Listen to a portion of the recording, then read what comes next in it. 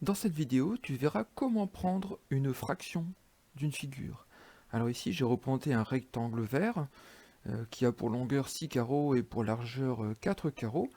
Eh bien, si je veux prendre des sixièmes de cette figure, il va falloir que je partage cette figure en 6 parties égales. Je peux donc, pour prendre un sixième de figure, découper une bande. Une des 6 bandes du rectangle, et j'obtiens la fraction 1 sixième. Et pour obtenir 2 sixièmes, eh bien, il suffit que je rajoute une deuxième bande, puis je continue en ajoutant une troisième bande pour avoir 3 sixièmes, puis 4 sixièmes, 5 sixièmes et 6 sixièmes qui forment le rectangle en tout, puisque 6 sixièmes est égal à 1. J'ai donc colorié un rectangle entier. Maintenant, je pourrais aussi changer de façon de partager et décider de découper mon rectangle en 6 parties égales, mais sous la forme de petits carrés comme ceci. J'ai donc ici 1 sixième, 2 sixièmes, 3 sixièmes, 4 sixièmes, 5 sixièmes et 6 sixièmes. Je peux décider de découper mon rectangle de plusieurs façons différentes à partir du moment où les 6 formes découpées soient exactement les mêmes.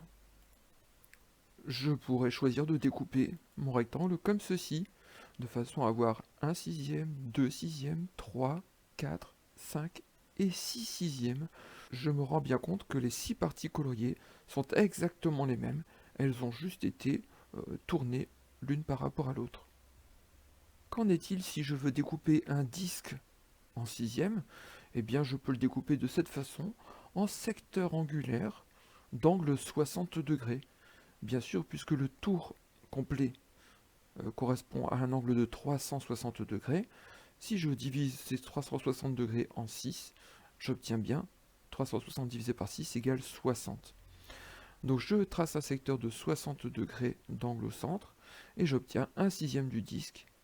Et puis pour représenter la fraction 2 sixièmes, eh bien j'en rajoute un deuxième, puis 3 sixièmes, 4 sixièmes, 5 sixièmes et 6 sixièmes qui forment à nouveau tout le disque.